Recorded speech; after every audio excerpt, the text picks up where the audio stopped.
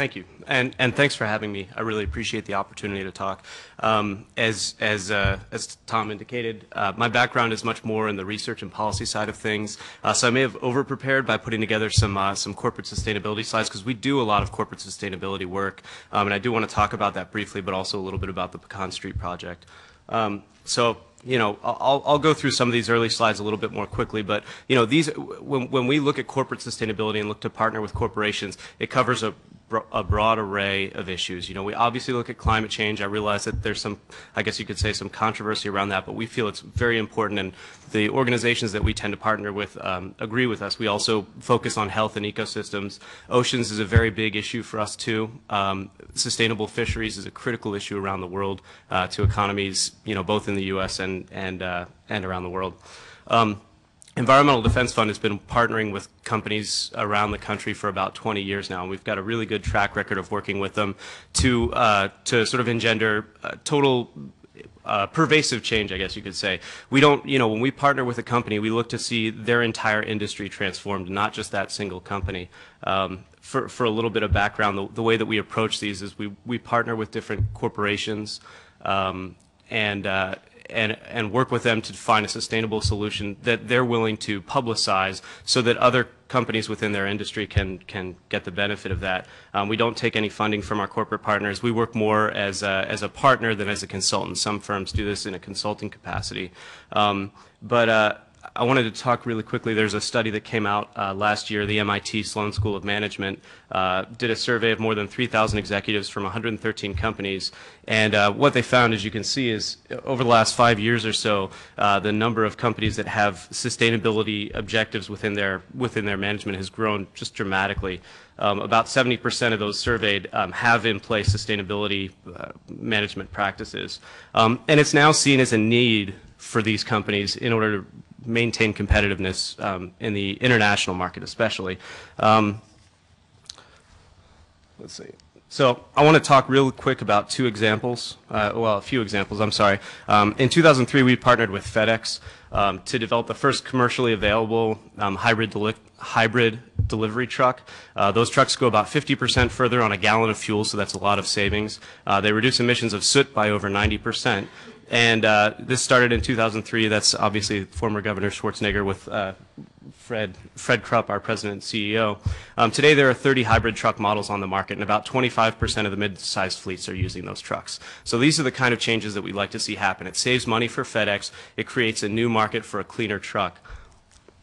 Walmart obviously is something that I was really glad to see that we were going to be on this panel together. Jim Marson, who's our vice president in charge of our national energy work, he and I had the chance to actually travel to Bentonville a few weeks ago to meet with Walmart's energy team and talk about renewable energy. They've done a lot of excellent work on renewable energy. And through our partnership with Walmart, we've done work on a number of different issues. I think that we're the only NGO that has an actual office in Bentonville. I'm kind of surprised that we're the only one that's figured that out. But we do a lot of work, and I'm good friends with a few colleagues over there, and they obviously speak highly of Walmart.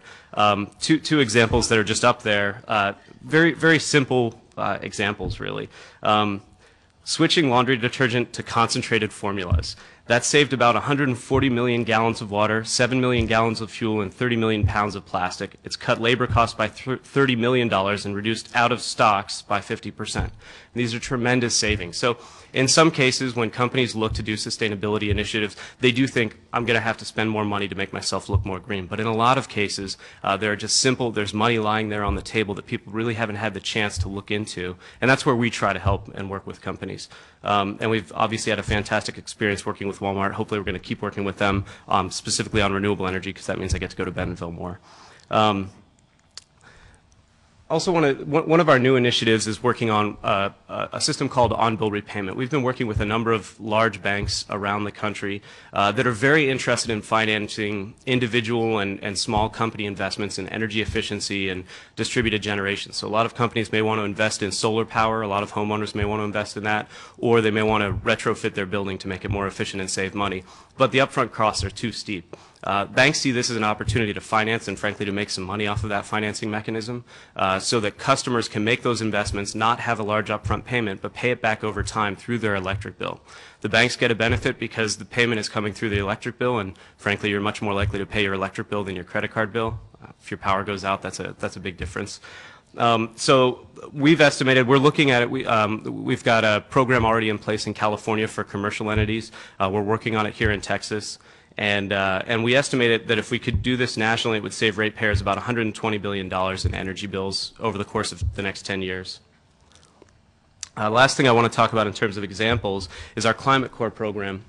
This is a really cool program we do around the country where we embed MBA students at different corporations that are interested in having them work with those companies to identify, frankly, financial savings that also lead to energy efficiency savings and emissions reductions. In the first 3 years of the program, the fellows identified, let's see, enough energy savings to power 85,000 homes. It had a $440 million in net present value savings. Again, our focus is always going to be where you can find the money for companies to save. That's how we're going to be effective. That's how we're going to transition to a cleaner economy.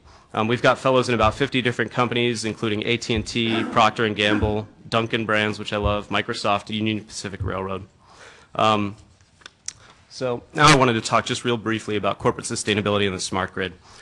Most of my work here in Austin has to do with the Pecan Street project and with renewable energy and clean tech policy in Texas. We have a number of collaborators around the country. We try to, again, work with a diverse set of groups. AARP and the Citizens Utility Board are, I think, two great examples of the work that we do with consumer advocates, people that are worried about how their customers are going to be able to pay their bills in the future as technology changes. We're working with the U.S. Green Buildings Council, Duke Energy, and a number of other utilities, but our work is pervasive.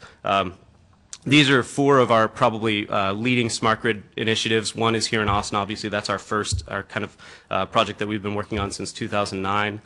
We do a lot of work in California, Chicago, and in North Carolina we're working with Duke Energy on a smart grid pilot. We're also starting to expand to other states as well. And post-Hurricane Sandy, we've been involved with Governor Cuomo and Governor Christie developing new initiatives to create a more robust grid in terms of emergencies. So one of the things that the smart grid does, we see it as an environmental, a long-term environmental benefit if we can move to a more reliable grid that can handle variable renewable energy and that sort of thing. But it's also more reliable in emergencies. If you've got these sort of duplicative and smarter responding infrastructure systems, then you can handle things like Hurricane Sandy much better. And this is the research consortium that I work with in Pecan Street. As you can see, there are a number of different companies, a broad array. We've got Texas Natural Gas on there, Whirlpool, a couple of other companies. And this is just to show that on the other side of corporate sustainability, from my perspective, is research and development. And a lot of these companies see this as an avenue for future financial benefit for themselves. OnStar obviously is part of General Motors, has a big investment in figuring out ways to optimize their use of electric vehicles and hybrids. LG is doing a lot with both solar panels and home energy appliances. So a lot of these different companies see opportunities here, and there's been a lot of fantastic research. And real quick, I'm going to wrap up with two charts. This is my favorite chart. I put this together. It's a really straightforward one. Well, I'm sorry, not straightforward, but basic. So the blue line is home energy use, and this is within the Pecan Street neighborhood that we're working in. So that's a home energy use over the course of a day, 0 to 24 hours. The red line is the carbon dioxide emissions rate in Texas. So that's throughout the entire electric grid that's just in Texas. That's one thing we have is, we don't just pretend that we're our own country. We actually have an electric grid that makes us our own country. And the dotted green line is the wind energy output.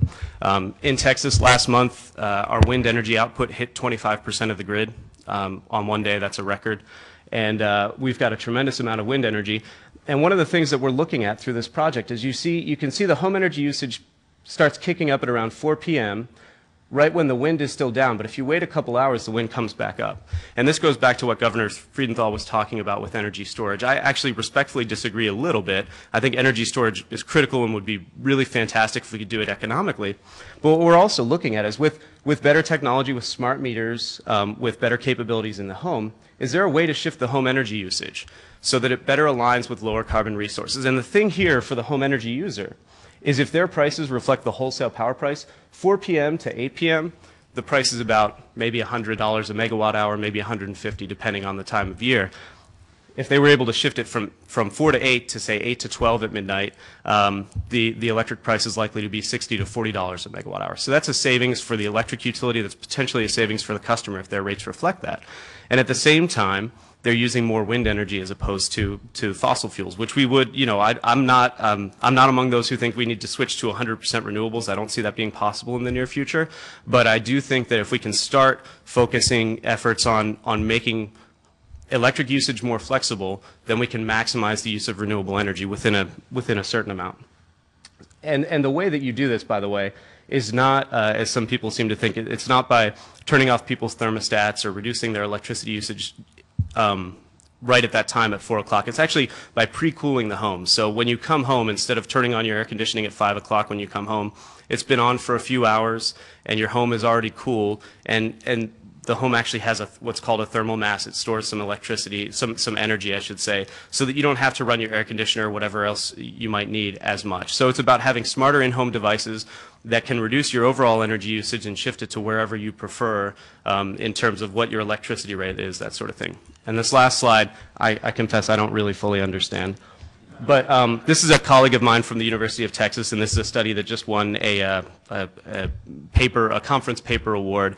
And basically, really what this is it's transformers within the Pecan Street neighborhood. That bottom line, the 0 through 80 on the left-hand side, are the 95 or so transformers. And what they're looking at is how stressed do those transformers get with both home energy usage and solar panel production.